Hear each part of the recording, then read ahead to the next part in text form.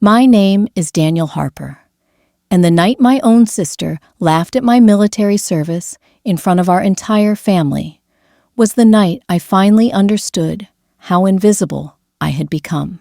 She raised her glass at the Christmas dinner table, smirked, and said, "Still doing that little army job." The room erupted in laughter. Plates clinked. Someone coughed, and I sat there smiling politely, while something inside me went very still. That moment didn't come out of nowhere. It was just the loudest version of something that had been happening quietly for years. The house was my sister's, a big 2-story place in suburban Ohio, decorated the way people decorate when they want to prove they're doing well. White lights on the eaves, a 12-foot Christmas tree in the living room, expensive wine, breathing on the counter. Our extended family had gathered like we always did, exchanging hugs that lasted a second too long, compliments that sounded more like comparisons. I had arrived early to help like I always did. Set chairs, carry boxes, stay useful. Old habits from the army die hard. I wore a plain sweater and slacks. Nothing that hinted at who I was or where I'd been. I learned long ago that uniforms make people uncomfortable when they don't know what to say. At the table, conversations drifted toward careers and money. My brother-in-law talked about his latest promotion. My niece showed off photos from her new condo. Someone asked me what I'd been up to. Before I could answer, my sister cut in. "Oh, Danny's still with the army," she said, waving her hand like she was brushing crumbs off the table. "You know, that little desk job." That's when she laughed, and then everyone else followed. I remember looking down at my hands. They were steady. That surprised me. After everything I'd done in my life, after the nights I hadn't slept, and the things I'd seen, it was this careless sentence that landed the hardest. I didn't correct her. I didn't explain. I never do. Instead, my mind went back the way it often does to a different Christmas many years earlier. A Christmas spent in a hangar overseas, sharing instant coffee with men and women who didn't ask what my job title was. They only cared that I showed up when it mattered. I wasn't infantry. I wasn't a general. I was logistics and operations support, planning, coordinating, making sure units had what they needed before they knew they needed it. It wasn't glamorous, and it didn't make for good stories at dinner parties. But when things went wrong, and they always do, it was my phone that rang. I spent decades in that role, quietly, reliably. While others built businesses or moved up corporate ladders, I moved from base to base, missing birthdays and anniversaries. I told myself it was worth it. That service didn't need applause. Somewhere along the line, that belief turned into silence. Back at the table, the laughter faded, and the conversation moved on, as if nothing had happened. My sister leaned over and patted my arm the way people do when they think they've been kind. "No offense," she said. I nodded. None taken. That was a lie. But at my age, you learn that not every truth needs to be spoken out loud. Then the front door opened. At first, I didn't pay attention. Late arrivals were common in our family, but the tone in the room shifted. Chairs scraped softly against the floor. Someone whispered a name. I looked up just as a tall man in a dark coat stepped into the dining room. He stood straight, shoulders back, eyes scanning the room with the kind of calm awareness you don't learn in offices. It took me a second to recognize him. And when I did, my breath caught. He was my sister's son, my nephew, the boy who used to follow me around with toy airplanes when he was 10. The one who asked me endless questions about maps and bases and why discipline mattered. the one who stopped calling after he left for college. He took off his coat and handed it to his mother. She beamed with pride. "Everyone," she said loudly, "look who finally made it. My son." He didn't smile right away. Instead, his eyes locked onto mine. The room quieted. He walked past the table, past his mother, and stopped directly in front of me. I started to stand out of instinct, but before I could say a word, he did something that froze the air itself. He stood at attention, and then slowly, deliberately, he raised his hand and saluted me. Not a casual nod, not a joke, a full formal salute. No one laughed this time. The silence was so complete, I could hear the hum of the refrigerator in the kitchen. My sister's face drained of color. Someone gasped softly. I returned the salute because that's what you do, because respect, once offered, must be met. My nephew lowered his hand and finally smiled, not proudly, respectfully. "Merry Christmas, sir," he said.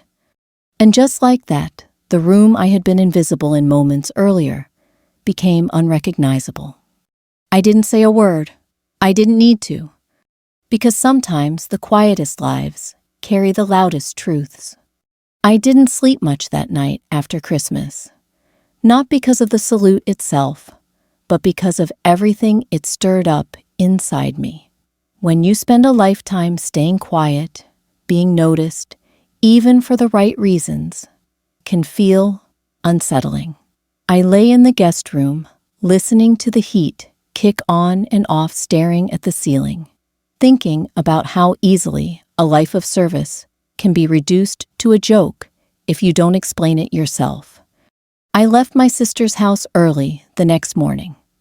I packed my bag before anyone else woke up, wrote a short note thanking them for dinner, and slipped out while the neighborhood was still quiet. The snow on the sidewalks was untouched, smooth, and clean, the way things look before anyone walks all over them. I liked that. The drive back to my place took a few hours, long enough for memories to come back in waves. I didn't turn on the radio. I never do when I need to think. People like to imagine military service as one thing: combat, medals, parades. But most of us lived in the margins, the planning rooms, the late-night offices, the long stretches of waiting and preparing. My job was never about being seen. It was about making sure other people could do theirs. I joined the Army right out of high school, not because I had some grand vision of heroism, but because my father had worked 2 jobs his entire life and still worried about bills. The recruiter talked about structure, stability, purpose. I signed the papers without really knowing what I was signing up for. Basic training stripped away whatever illusions I had. You learn quickly that ego is useless. What matters is whether the person next to you can count on you. I wasn't the fastest or the strongest, but I paid attention. I learned how systems worked, how one small failure could ripple outward. That's how I ended up in logistics and operations, planning routes, coordinating supplies, making sure people were where they needed to be before dawn. It wasn't exciting, but it was necessary. And necessity, I learned, rarely gets applause. I spent years moving from base to base, Fort Bragg, Fort Hood, overseas assignments. I never talked about it at family gatherings, because no one really wanted to hear about spreadsheets, contingency plans, or how you calculate risk when lives depend on timing. My sister used to ask, "So when are you getting a real promotion?" I'd smile and change the subject. I missed weddings, funerals, birthdays. I told myself that was part of the deal. That sacrifice was proof of commitment. Somewhere along the way, that mindset bled into my personal life. I stopped correcting people when they misunderstood me. It was easier to let assumptions stand than to explain myself over and over. When I retired, there was no parade, no gold watch, just a quiet ceremony and a handshake from a commander who knew my file better than my family ever had. I drove home that day, feeling lighter and heavier at the same time. Civilian life took some getting used to. I took a modest consulting job, nothing flashy, paid the bills, kept to myself. At family events, people asked what I did now, and when I told them, they nodded politely and moved on. My sister liked to joke that I'd never really left the Army. She wasn't entirely wrong. The habit stayed. I showed up early. I listened more than I spoke. I avoided conflict unless it was absolutely necessary.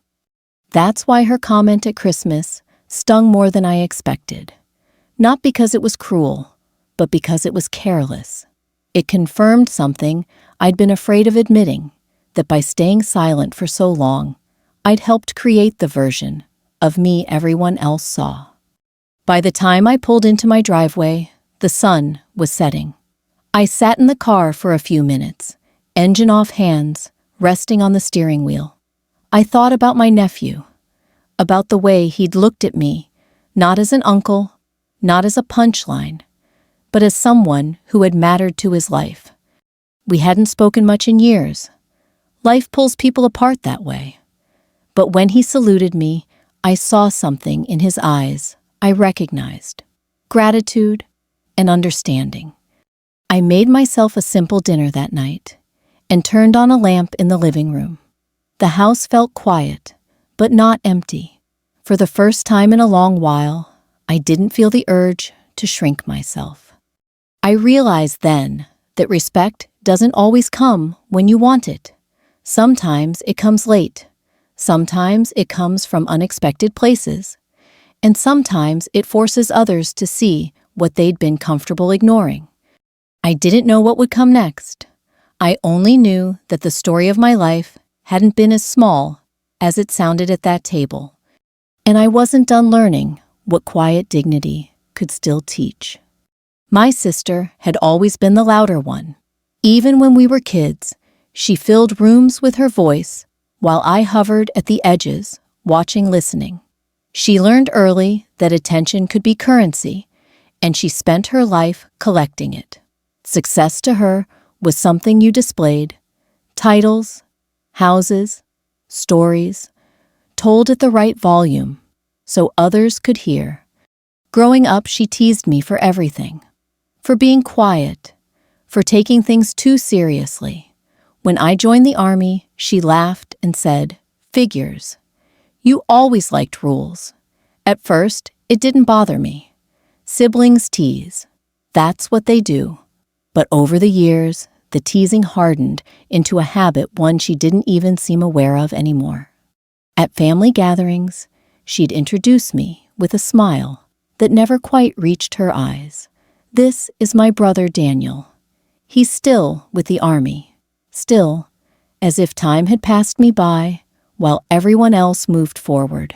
People would nod politely, then turn back to conversations about promotions and property taxes. She married well. That was her favorite phrase. Her husband worked in finance, climbed, quickly talked confidently about markets and investments. Their house reflected it. Big, polished, always ready for company. I never felt unwelcome there exactly. Just smaller. Like a piece of furniture that didn't quite match the room. I don't think she meant to be cruel. I think she simply believed what she said, that jobs had rankings, and some were inherently more impressive than others. That success had a look, and I didn't fit it. When her son was born, she softened for a while. Motherhood does that. I visited when I could, held the baby, rocked him to sleep. As he grew older, he followed me everywhere when I came by, asked me questions no one else asked. Why people wore uniforms, why airplanes flew, why some people stood straighter than others. I answered him honestly, but simply. I never tried to turn him into anything, just told him what I knew. As the years went on, my sister grew prouder, louder. She boasted about her son's grades, his athletic trophies, his scholarships. When he told the family he wanted to join the Air Force, she nearly burst. Not because she understood what it meant, but because it sounded impressive. He's going to be a pilot, she told everyone. A real one. I smiled and congratulated him. I didn't remind her that all military service came from the same root. I didn't need to. At Christmas, when she mocked me, I don't think she expected the room to freeze. I think she expected another easy laugh, another small victory. Instead, she watched her son stand in front of me and show a respect she hadn't seen coming. After that night, things changed. Subtly at first. She didn't call me on the drive home like she usually did, chattering about leftovers and travel plans.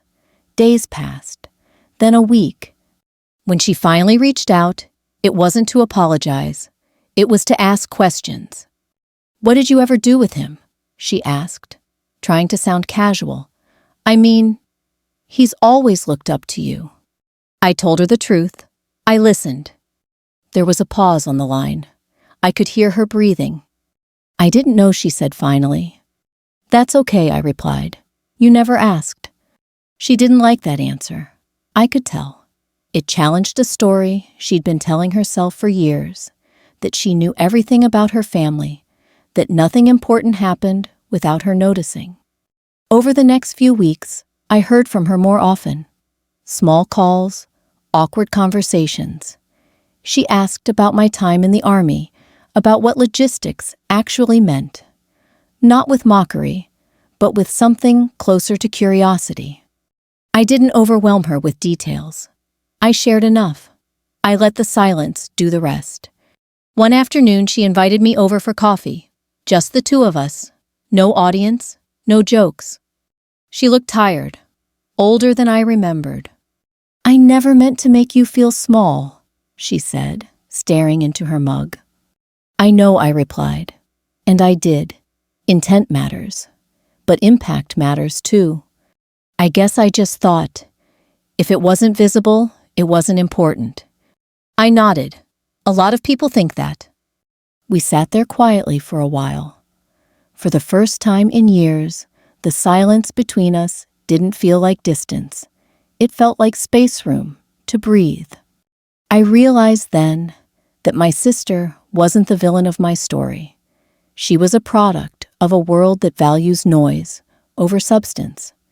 And I had played my part by staying quiet for too long. Respect, I was learning, isn't just something you earn. Sometimes it's something you teach.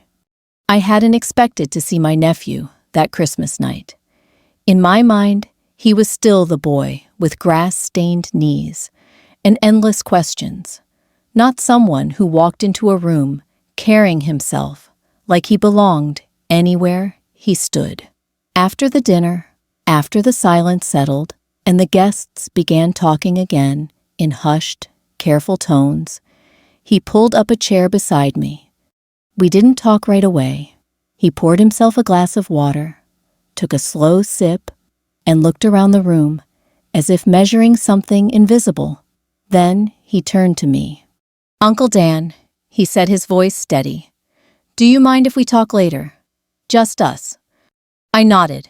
"Anytime." We ended up sitting in the kitchen long after everyone else had drifted back to the living room. The house was quieter there, the hum of the dishwasher filling the gaps between words. He told me he was home on short leave, that his schedule rarely lined up with holidays. He didn't say it with pride or complaint, just fact. "I almost didn't come tonight," he admitted. "I wasn't sure it would matter." That surprised me more than the salute had. Why wouldn't it? He smiled faintly, because people see what they want to see. That sentence stayed with me. He told me about flight training, about the pressure, the responsibility, about the first time he realized that a single mistake could cost lives. I listened the way I always had, without interrupting, without trying to top his story with one of my own. At one point, he stopped and looked directly at me. "You know," he said, "a lot of what I do now started with you." I shook my head. "You give me too much credit." "No," he said firmly. "You gave me perspective. When I was younger, you didn't brag. You didn't scare me with stories. You just explained things. You made service sound serious, worth doing." I didn't know what to say to that. Compliments have always made me uncomfortable, especially when they feel undeserved. So I nodded and let him continue. He told me he'd kept in touch with some of the people I'd introduced him to over the years. Mentors, former colleagues, names I barely remembered mentioning in passing.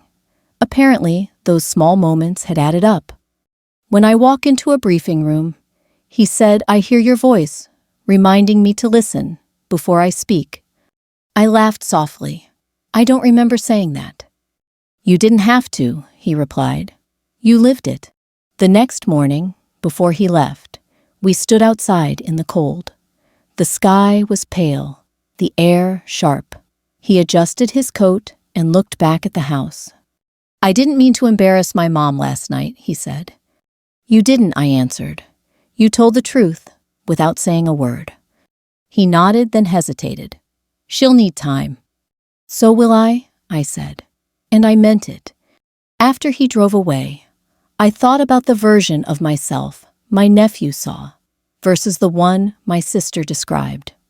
One built quietly, over years of showing up. The other reduced to a punchline. It occurred to me that legacy doesn't always pass through direct acknowledgement. Sometimes it moves sideways, through influence, through example, through things you never think to claim. Over the following weeks, my nephew called a few times. Not long conversations, just check-ins.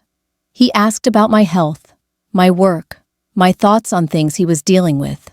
He didn't need advice so much as confirmation that he wasn't alone in carrying the weight he'd chosen. Meanwhile, my sister watched all of this from a distance. I could tell she was trying to reconcile two versions of the same story, the one she'd told for years, and the one unfolding in front of her.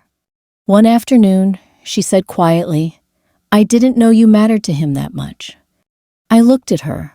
Neither did I. That wasn't false modesty. It was the truth. When you spend your life operating behind the scenes, you don't always see the impact you've had. You assume that if no one says anything, nothing has registered. But my nephew's salute had been more than a gesture. It had been a mirror, one that showed me a version of myself I'd forgotten to acknowledge. And it showed my sister something else entirely, that respect isn't inherited, and it isn't announced. It's earned in moments no one applauds. Watching her come to terms with that was uncomfortable for both of us. But discomfort, I was learning, is often the beginning of understanding. The salute itself lasted only a second or two, but it carried the weight of decades. Long after my nephew had lowered his hand and the room had found its voice, again that moment hung in the air, changing everything it touched. No one knew quite what to do next. My sister cleared her throat and laughed too loudly, as if sound alone could stitch the moment back together. Someone made a comment about dessert. Chairs shifted. Plates were cleared with sudden urgency.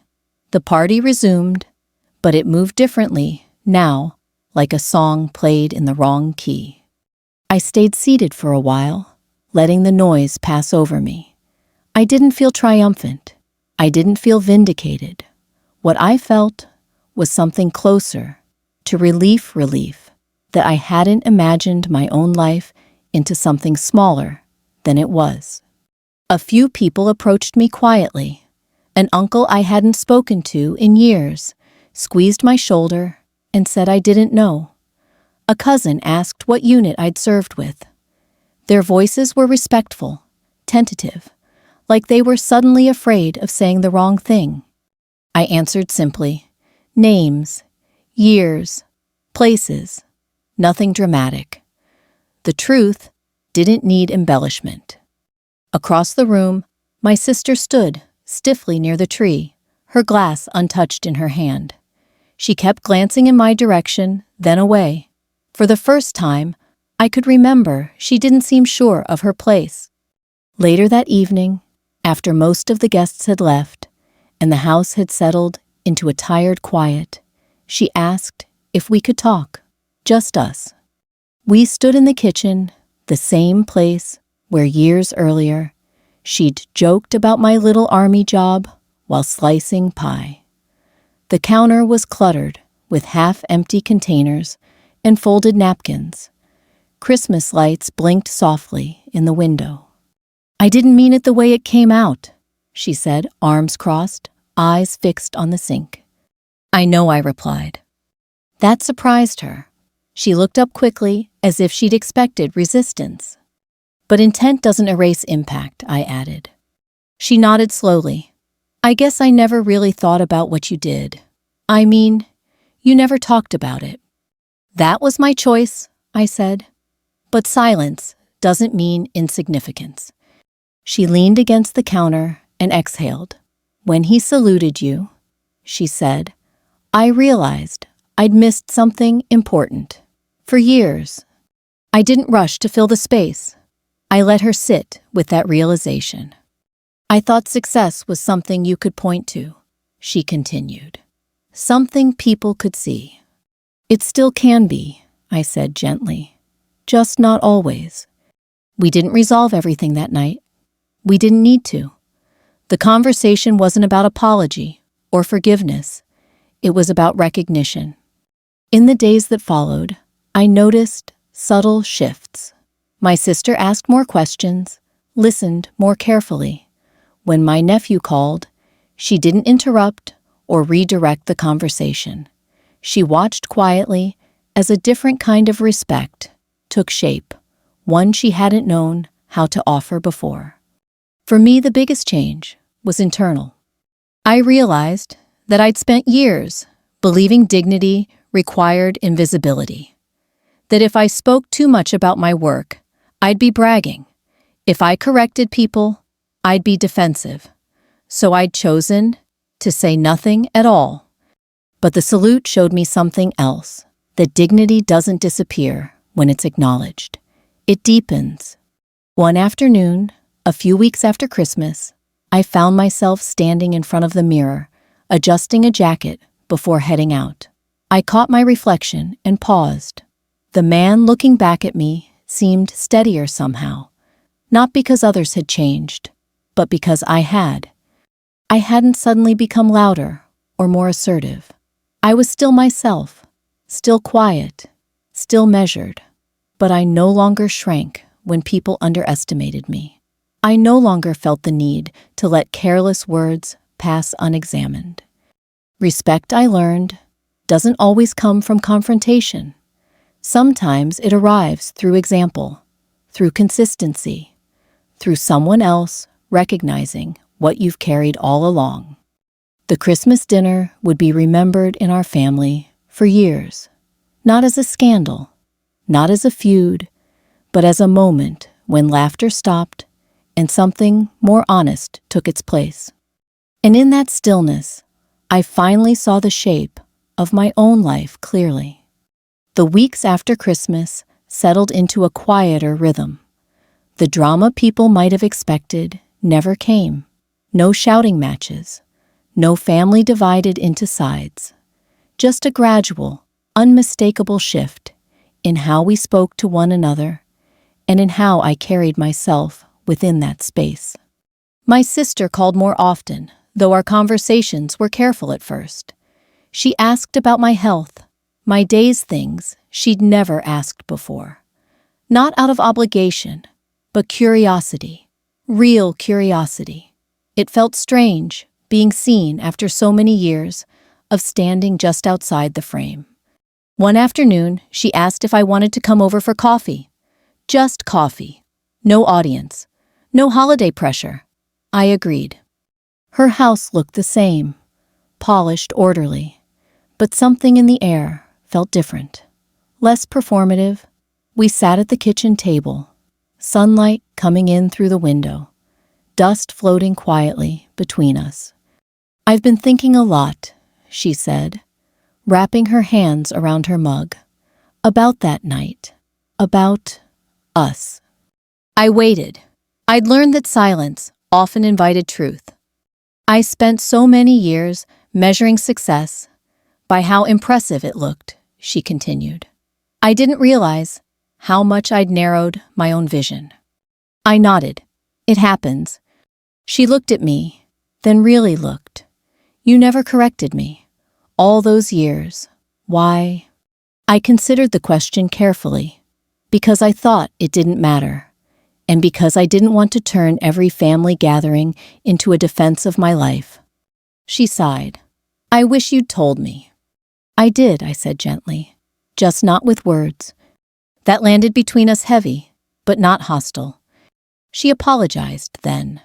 Not dramatically, not with tears, just a quiet, honest apology for reducing my life to a joke, for mistaking silence as lack of substance.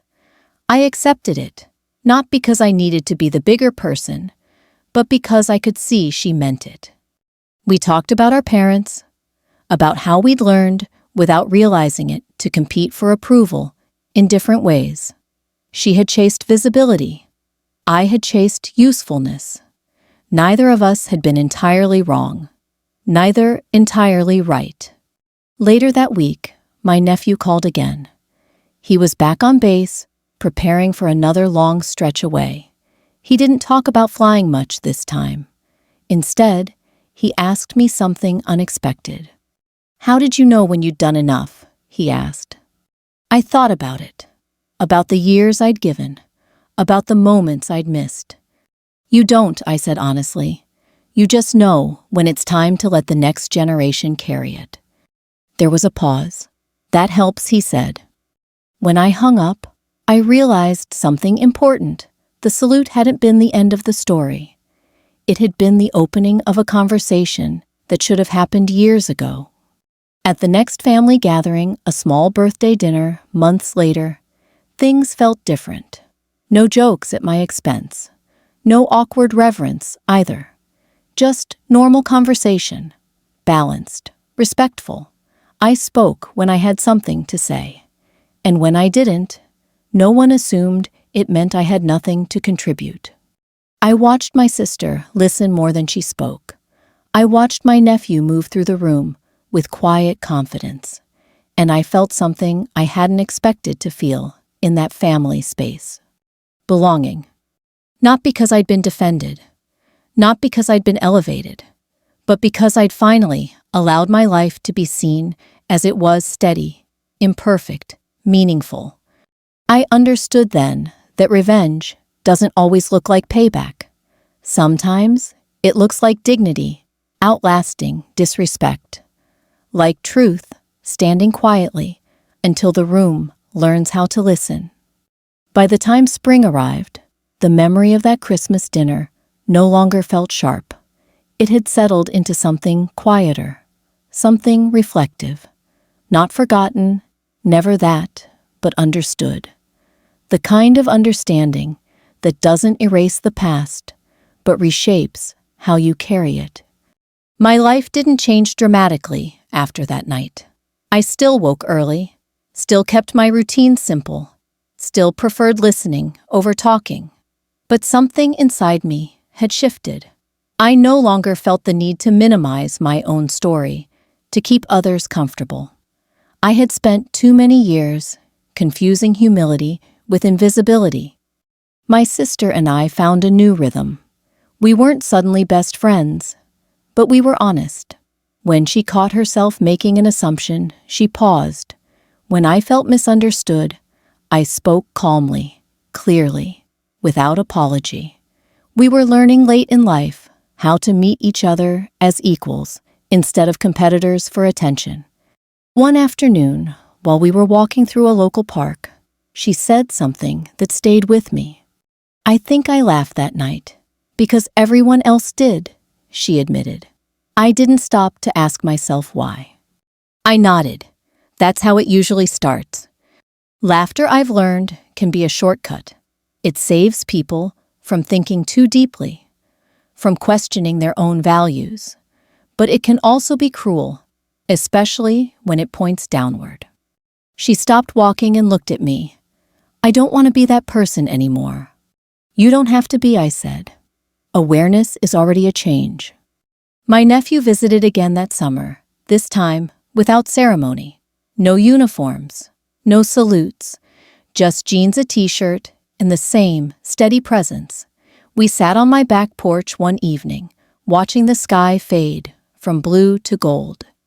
You know, he said, that night wasn't about embarrassing anyone. I know, I replied. It was about saying, thank you, he continued, for showing me that service doesn't need an audience. That was the moment it fully settled for me. The meaning of it all. Not the laughter, not the silence that followed, but the lesson carried forward. I thought about the many people I'd served alongside over the years. Men and women whose names would never be known outside a small circle. People who kept systems running, who made sure others came home safely, who accepted responsibility without demanding recognition. People like me. As I've grown older, I've come to believe this life doesn't have to be loud to be valuable. It doesn't have to impress strangers to matter. The truest measure of a person is often found in who stands up for them when they're not in the room, and who honors them without being asked. That Christmas dinner taught my family something, but it taught me something too.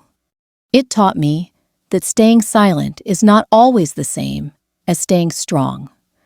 That there are moments when letting the truth be seen, even quietly, can change more than confrontation ever could. And that dignity, when held long enough, has a way of revealing itself at exactly the right time. If you're listening to this, and you've ever felt dismissed, minimized, or laughed at, for a life you know was meaningful, I want you to hear this clearly. Your worth does not depend on applause. The years you gave, the responsibilities you carried, the sacrifices you made, they matter, even if no one clapped, even if no one asked. And if you're someone who's laughed along without thinking, who's measured success by what looks impressive on the surface, I invite you to pause, to look again, to listen more carefully. There is wisdom in quiet lives, an honor in service that doesn't seek the spotlight. Families are complicated. We hurt each other often without meaning to. But reconciliation is possible when we choose respect over pride, understanding over habit. As for me, I continue on much as I always have. But now, when I sit at a table and someone asks who I am, I answer plainly, without shrinking, without boasting, just truth. That's not revenge. That's peace. If this story gave you something to think about, consider sharing it with someone who might need to hear it. And if you value stories about dignity, quiet strength, and the lessons we learn later in life, I invite you to stay with us. Thank you for listening.